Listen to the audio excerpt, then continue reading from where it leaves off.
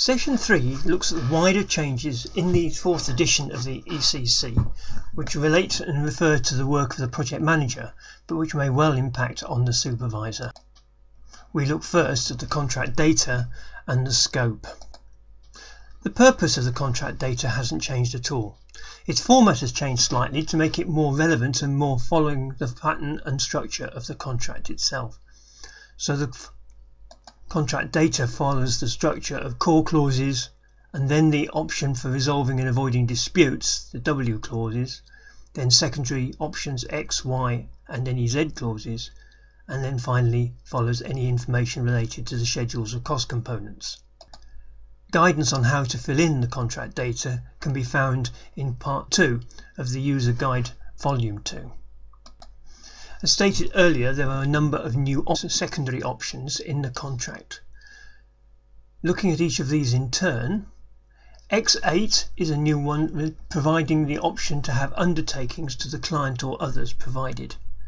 These are warranties, often known as collateral warranties, between various parties, and the form of those undertakings should be specified in the scope.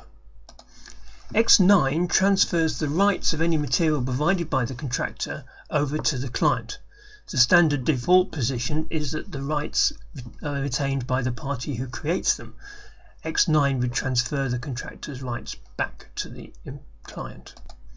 X10 is the new clause and option for information modelling. In the UK, this is often known as BIM, Building Information Modelling. If the client wishes to develop and use an integrated information model, this clause provides the framework for how it's going to work.